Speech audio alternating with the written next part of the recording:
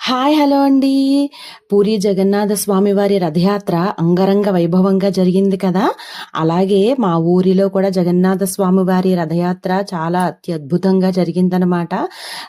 ఇక్కడ స్వామివారిని 10 రోజులు కూడా దశావతారాల్లో పూజలు చేయించి తర్వాత 10వ రోజు ఇలా మారుదశమి రోజు అంగరంగ వైభవంగా ఆ యాత్రనైతే నిర్వహించారన్నమాట. నేను రథయాత్ర సందర్భంగా గుడికి వెళ్ళినప్పుడు స్వామివారికి ఎన్ని రకాల నైవేద్యాలు పెడతారు అని అడిగాను కదా.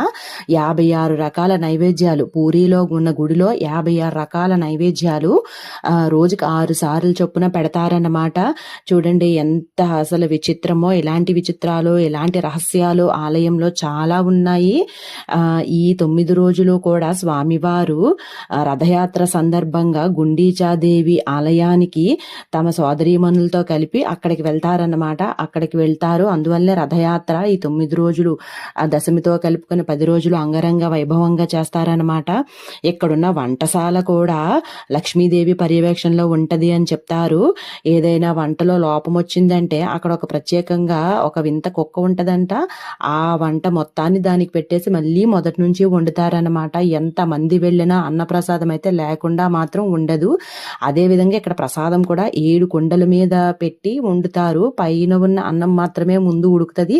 ఆ ప్రసాదానికి కూడా ఎప్పుడు కుండలు లేదంటే గంగానది నీరు అవి మాత్రమే వాడతారు, ఇంకేమీ వాడరనమాట. తర్వాత ఇంకా ముఖ్యమైన విశేషం ఏంటంటే నవకళేబర ఉత్సవం చేస్తారు. అంటే విగ్రహాలని మారుస్తారనమాట. అది కూడా 8 సంవత్సరాలు లేదా 11 సంవత్సరాలు లేదా 19 సంవత్సరాలకు ఒక్కసారి మారుస్తారు. అది కూడా ఆషాఢ మాసంలో ఎప్పుడైతే 2 పౌర్ణమిలు వస్తాయో అలాంటప్పుడు మారుస్తారనమాట. ఈ విగ్రహాలని కూడా ఏవి పడితే అవి రాతివవి వాడరు. దానికి సరైన సుగుణాలున్న మంచి వేప చెట్టును చూసుకొని ఆ చెక్కతో మాత్రమే స్వామివారి విగ్రహాలను చేస్తారనమాట. దీన్నే నవకళేబర ఉత్సవం అంటారు. అదే విగ్రహాలను మార్చడం అనమాట నవకళేబర ఉత్సవం అంటారు. అలాగే ఇక్కడ ఎన్నో రకాల రహస్యాలు ఉన్నాయన్నమాట. ప్రధాన గోపురం మీద ఉన్న జెండా గాలికి వ్యతిరేకమైన దిశలో ఎగురుతుంది ఎప్పుడూ కూడా. అదేవిధంగా సముద్రం యొక్క అలల శబ్దం గుడి లోపలికి వెళ్ళిపోతే మనకి వినిపించదు, మళ్ళీ బయటకు వస్తే వినిపిస్తుంది.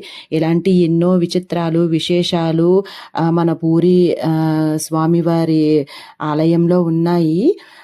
ఇలాంటి విశేషాలన్నీ మీకు తెలుసుకోవాలి, ఇంకా తెలుసుకోవాలన్నా లేదా ఈ విశేషాలు మీకు నచ్చినా ప్లీజ్ నాకు ఛానల్ని సబ్స్క్రైబ్ చేయండి, లైక్ చేసి షేర్ చేయండి.